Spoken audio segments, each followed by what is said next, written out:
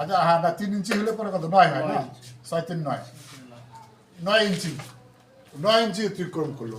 এই যে প্রথমবার যে লোকটা ব্যর্থ হইল, ও সেকেন্ড টাইম এখানে আসিয়া অংশ নিতে পারবে, দিয়া সেখানে ক্রস করলে সে পার হয়ে গেল, চলে গেল।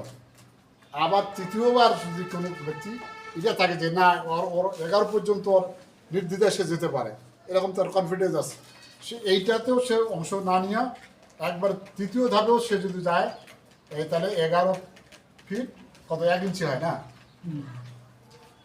9 10 11 হয়।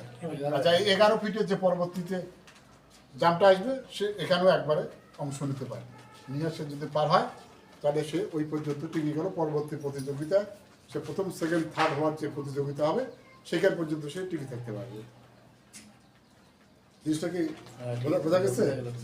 মানে কোনো কারণে একজন প্রতিযোগী প্রথমবার ওই দণ্ড লাভ করতে গিয়ে ব্যর্থ হলো, তার আরও কিন্তু 2টা অপশন থাকলো, সে অপশন 2টা সে এইভাবে সে সুযোগ নিতে পারবে।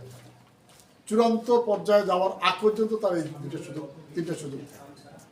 আর দেখা গেল যে আমি পারি, এখন 10-এর জায়গায় চলতেছে, আমি 10টা করলাম, কোনো সমস্যা নেই। আমি একবারে 11 ট্রাই করতে পারবো না স্যার? হ্যাঁ 10-এর জায়গায় আমি ট্রাই করতে পারবো না? হ্যাঁ হ্যাঁ যাবে, সফল হইলে তো থাকবেই। আবার কেউ যদি মনে করে না আমি 10 তো ইজি পাইছি, যাই কেন আমি একবারে 11তে চলে যাই, ওখান থেকে শুরু করতে পারি। এই জন্য তিনটা অবশ্য অপশন থাকবে, অর্থাৎ 3টা তৃতীয় চান্স পর্যন্ত সে ব্যর্থ হলেও সুযোগ নিতে পারে। এইটা একটা কমন একটা জিনিস, একটা ধারণা দেওয়ার জন্য এভাবে বললাম, এটা লিখে নেওয়ার কোনো দরকার নেই। এটা অনেক সময় সংক্ষিপ্ত প্রশ্ন থাকলে সংক্ষিপ্ত প্রশ্নতে এটা আসতে পারে, বলতে পারে। আচ্ছা কোনো কারণে যেটা বললাম যে লাভ দিতে গিয়ে দণ্ডটা তো ভেঙে যেতে পারে, এটা যেহেতু ব্যাপের কাঠের অথবা ধাতব যে কোনো জিনিস ওটা ভাঙতে পারে না, সেবেলা ওই প্রতিযোগী কী হবে, ওই প্রতিযোগী তার ওই কী বলে জামটা সে মানে লস হবে, কিন্তু তাকে পুনরায় অবশ্যই সুযোগ দিতে হবে। যেটাতে সে ভর করে জাম দেবে সেটা যদি কোনো কারণে নষ্ট হয়ে যায়, এটা দোষ তো ওর, হ্যাঁ ও দায়ী না, এটা দণ্ডটার দোষ। এখন দণ্ডটা পরবর্তীতে চেঞ্জ করে সে আবার সুযোগ নিতে পারবে।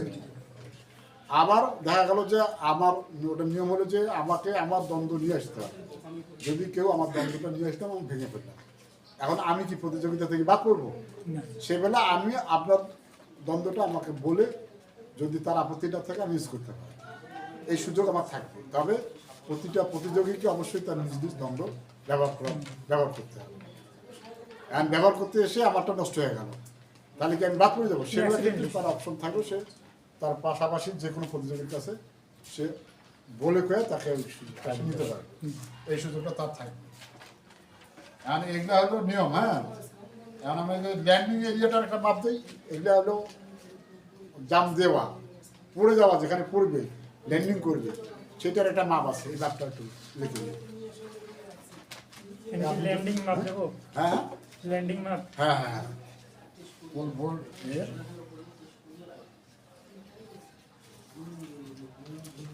ল্যান্ডিং এইটা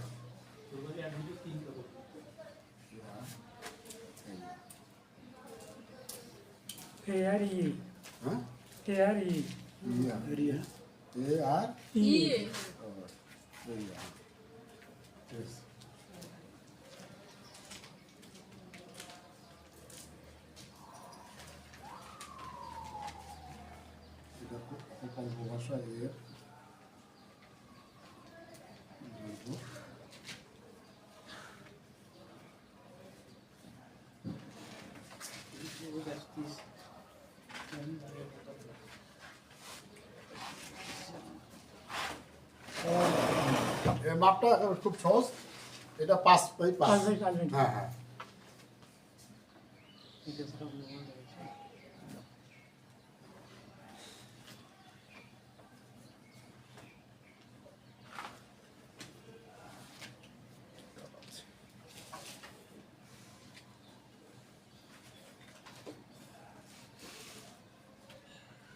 এটা তো বললাম যে ক্রসবার কতটুকু করে উঠবে সেটা তো বলছি না।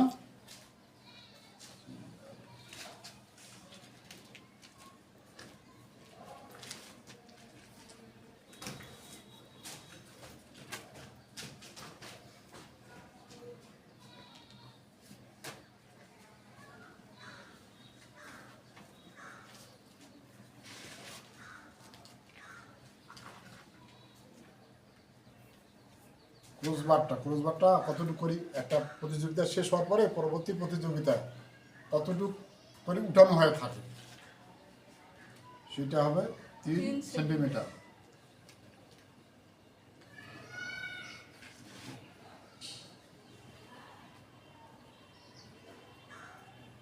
এটা হলো কমপক্ষে, এটা এইটুকু লিখে রাখেন, এটা তো কমপক্ষে 3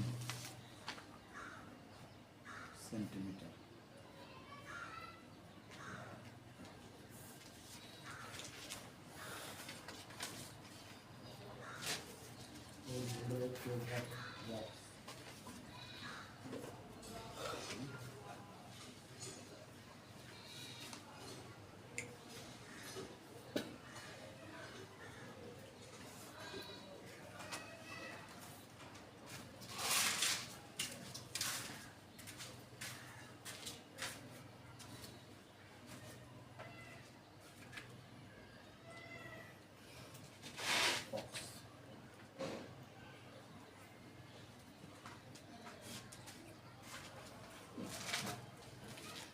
এটা এই পোল ভোল্টার না, যেখানে বক্স একটা থাকে, যে পোলটা যেখানে বক্সের উপর দিয়ে ভর করে যে উপরে উঠে, এইটার একটা মাপ আছে, এটা একটা মাপটাও এটাও লাগবে, এটাও দরকার জিনিস।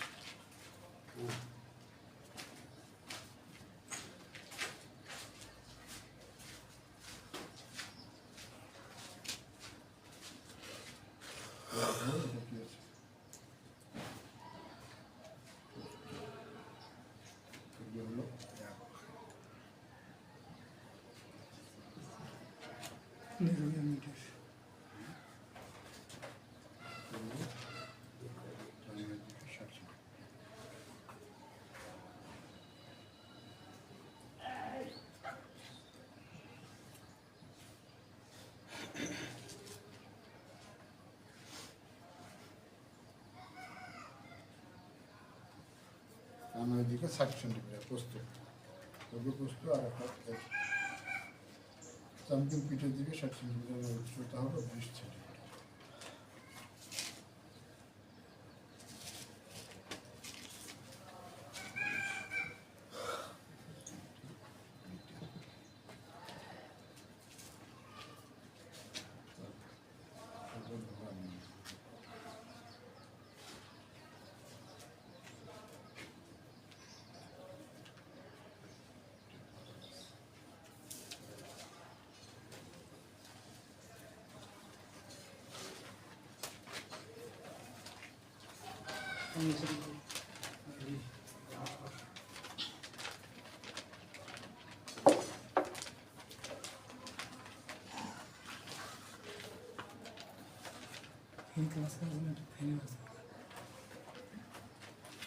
আরো আছে স্যার। হ্যাঁ স্যার ছবি তুলে নিয়েছি। হ্যাঁ, না না না, স্যার এই সময় কোনো একেবারে স্টক করছে আকাশ।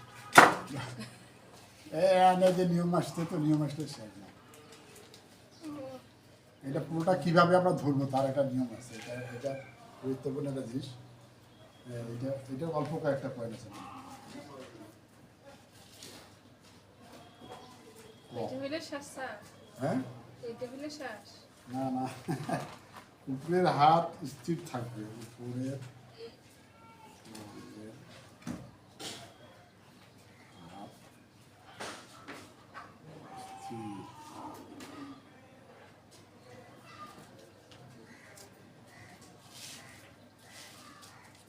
স্যার আমাদের এক্সামের জন্য কোনো শীট দেওয়া হবে না স্যার? এটা এখন এটা তো অ্যাথলেটিক্সটা হ্যাঁ, শেষ। কিন্তু দিতে চাইলে না, দেওয়ারও দেওয়ার দুই সমস্যা জামের জন্য থাকবে কিনা। শিল্পী হাত অ্যাথলেটিক্সটা তো শেষ, এটা তো সব কিছু তো দিছে। অ্যাথলিট আমার বাকিগুলো আছে না, বাকি তো স্যার দিল, ওগুলো তো দিছে, ওগুলো সব শেষ। আর এগুলো তো তো এখানে আজকে এটা তো স্যারের স্যারগুলো কোথায় পাওয়া যাবে? এটা আমার কাছে নেই। আপনি আসলে আপনি স্যারের সেই নিয়ম। বাড়ির দিকে দেওয়া দিলে তো পোল ভোল্টের টাই হলে টাই ভাঙার নিয়ম। কোথায় উচ্চত লাভ পোল ভোল্টে টাই সমাধানের নিয়ম। স্থির থাকবে। ওখানে এই টাইয়ের বিষয়টা আমি প্রস্তুত নিয়ে আসছি, টাইটাও দেখা হবে। না না স্যার, এটা আছে, দেওয়া আছে। এখানে ভোট শুধু না, টাই তো দুইটা ডাটা, একটা উচ্চতারটাই আছে, একটা হ্যাঁ, হ্যাঁ, দূরত্বেরটাই আছে, দুইটাই আছে ওখানে। দুইটাই আর উচ্চতাটা হ্যাঁ, তাহলে তো ভালো। বাচ্চা দেখো। উপরে উঠাতে পারবে তবে, হ্যাঁ, এগুলো হাতকে আগে উপরে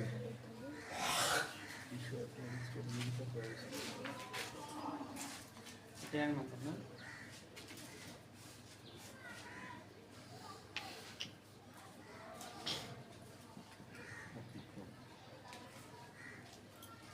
নিচের কি লিখছি ম্যাডাম আমার দাঁড়ানো। হ্যাঁ, কোনটা? উপরের হাত স্থির থাকবে, উপরের হাতটা স্থির থাকবে, নিচের হাত উপরে উঠাতে পারবে, তবে এই যে উপরের হাতটা যে স্থির যেখানে থাকবে তার উপরে উঠতে পারবে না, তার উপরে উঠানো যাবে না। উপরের হাতটার উপরে নিচের হাতটা কোনোভাবেই উঠানো যাবে না।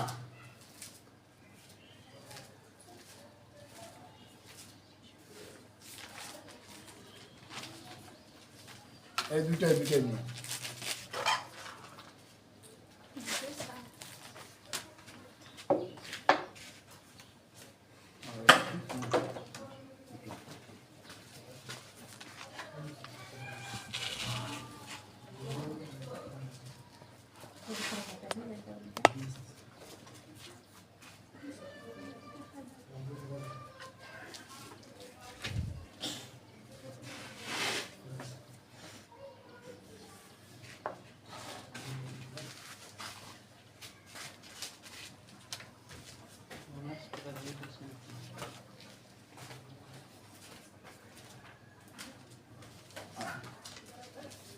গোলের ওজনটা যদি অনেকে প্রশ্ন করে তাহলে গোলের কোনো নির্দিষ্ট ওজন নাই।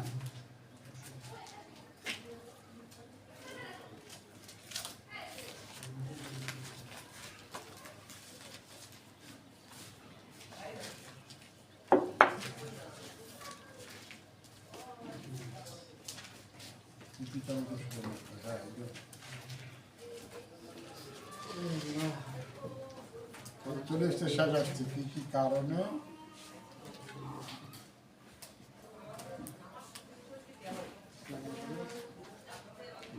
প্রতিযোগী বাদ করে প্রতিযোগী, হ্যাঁ,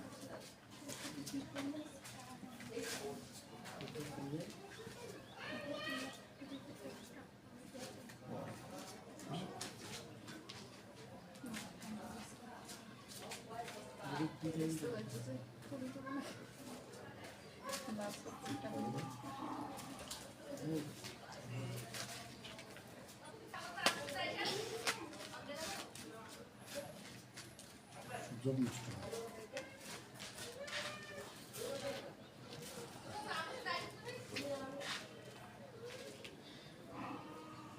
দেখেন কি কি কারণে, এটা একটা আলাদা ক্ষেত্র, হ্যাঁ, কোনগুলো ওজন আলাদা আর কি কি কারণে একজন প্রতিযোগী তার প্রতিযোগী থেকে বাদ পড়ে অথবা সুযোগ নষ্ট হয়। এখন এখানে আছে, ওগুলো তো বাকিটা আমরা 60 সেকেন্ড বসছি, আর এখানে আছে 90 সেকেন্ড, 90 সেকেন্ডের মধ্যে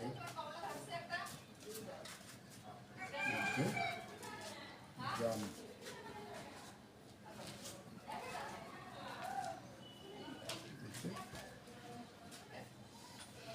ব্যর্থ হলো।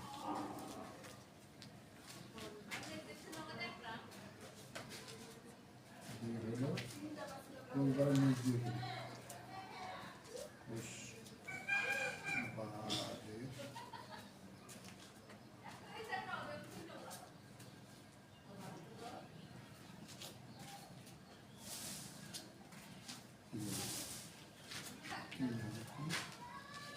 90 সেকেন্ড হ্যাঁ, 90 সেকেন্ডের মধ্যে যদি লাভ না দিয়ে ও জিনিস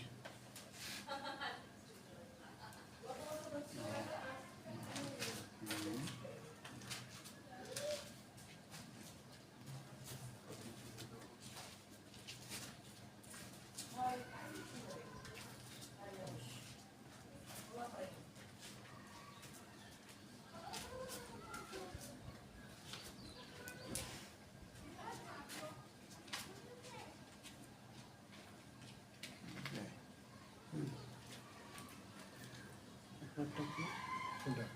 ক্রসবারের নিচ দিয়ে ক্রসবার নিচ দিয়ে গেলে অথবা যদি লাভ না দিয়েই দণ্ড দিয়ে ক্রসবার ফেলে দেয়। 4 হলো কি যদি লাভ দেওয়ার সময় ভূমি ত্যাগ করার পরে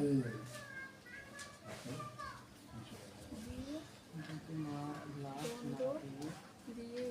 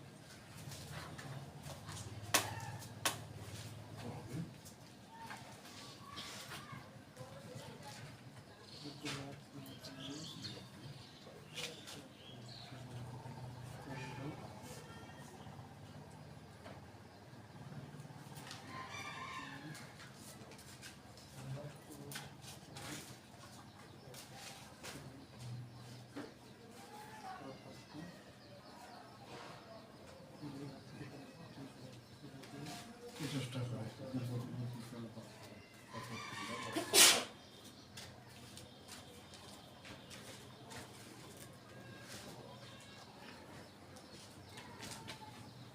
বেয়ে উপরে উঠতে চেষ্টা করেছে। হ্যাঁ মানে যে হাত হাত পরিবর্তন করে বেয়ে বেয়ে উপরে উঠার চেষ্টা করলে ওটা অনিয়মের মধ্যে পড়বে।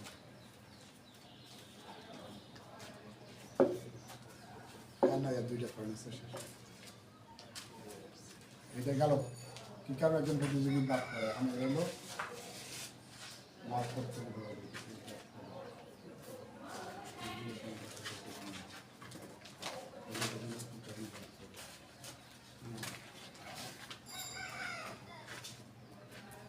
এটা হচ্ছে বুঝলাম না পরপর 3বার একজন অকৃতকার্য হলে হ্যাঁ তাহলে এখন মাপটা কিভাবে হবে।